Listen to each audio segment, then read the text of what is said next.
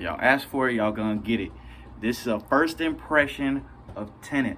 What I have to say first, my expectations going into this movie were abysmally low. Like, I was skeptical I was even gonna, like this movie. When I first saw it, I was like, Christopher Nolan coming out with a movie during quarantine.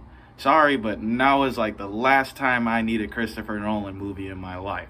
And then not only that, but I saw Travis Scott made a single for it. I was like, oh great, it's just gonna be Fortnite V-Bucks, overly marketing, just, commercial BS. But after watching the movie, one, this is definitely a movie. If you only want to see a movie once and don't want to watch it again, you'll probably like it, but I don't think you're going to get all the enjoyment that this movie is intended to offer, because this movie is just so Christopher Nolan, it hurts. And you guys know Christopher Nolan. He's just super high concept. Inception, Memento. I could list off others, but I can't. So, what I have to say is this is the most Christopher Nolan movie I've ever seen. And just from a filmmaking aspect, the fact that this dude did what he did in, mainstream cinema, I'm just excited as to see how people interpret this concept into new ideas. And it's very Christopher Nolan. So pretty much what it is, it's about, I wouldn't call it time travel, but it is time travel. That's the thing, is it's time travel, but it's a very interesting take. It's not just, the same old stuff, because what it is, it's about time inversion. That's, this is from the beginning of the movie, not a spoiler, is literally this. And, well, I guess it is a spoiler because you don't really understand exactly until the end, but they explain it very early on that, you travel back in time, and to a person who's traveling forward in time, you look like you're going backwards.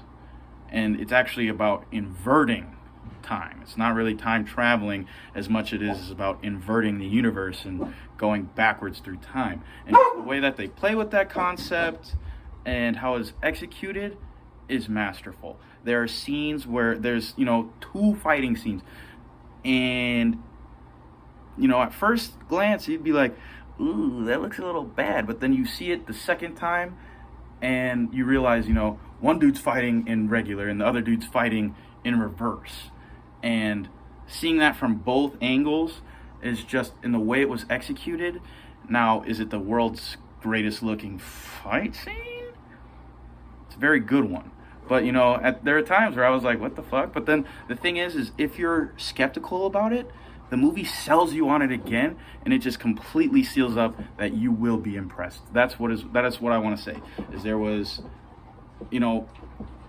I feel like any time that I was unimpressed with something on screen, or I was, out of the moment, it was like more of, I wish I understood what was going on. Like, I want to see this again with more context and more clues as to what could be happening, because it's a very interesting film in the way that they communicate. And it's also a very interesting film as to what you see on screen. Never have I seen a war battle scene where part of the frame is moving forward and then part of the frame is moving as if the footage is reversed. And have it, I never thought it would be able to look that good. And it looks amazing. Christopher Nolan, he did a masterpiece. This is probably going to be what people call his magnum opus for a while, because this is, as I said, the most Christopher Nolan movie I've ever seen. It's just super high concept, and also the thing is that makes it mainstream is they kind of explain what's going on as it's happening. Now, I'm excited to see the filmmakers who are like, I'm going to do this guy's idea, but not explain what's happening, and the audience just gets to figure it out. But the fact that he did this is groundbreaking. I mean, you tell me a movie where footage that is reversed is almost a staple of the movie. I can't think of any. And you know what? There are probably examples which he drew from, which, critics and nerds on the internet will nitpick and, go over with the fine, tooth comb and complain about or something. But I just want to say, for a movie I saw in theaters, coming from Christopher Nolan, during quarantine, that movie was amazing. The inductive sequences where it's, close up after close up and there's a lot of action going on. Straight from the beginning of the movie, there's an inductive sequence that it was just mesmerizing. I wanted to see it again. It was mesmerizing not just because of the action, but because of the dialogue even. They were speaking in code, and there was, the whole inversion idea that was going on already.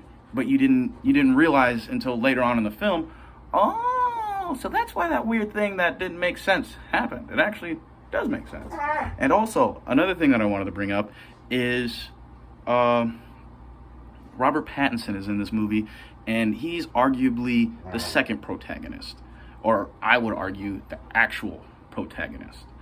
So, I mean, I can't think much of else what to say. If you guys have any questions, I would love to answer them. But TeneT, go see it. I'm not going to give it a number. I don't like assigning numbers to art. I described what I liked about it. I described why I liked it. If that's selling you on the movie, go see it. If you're a little skeptical, but like, big blockbuster action, go see it. And, I mean, I want to hear your thoughts once you guys see it. So, TeneT, that was a Christopher Nolan out of 10.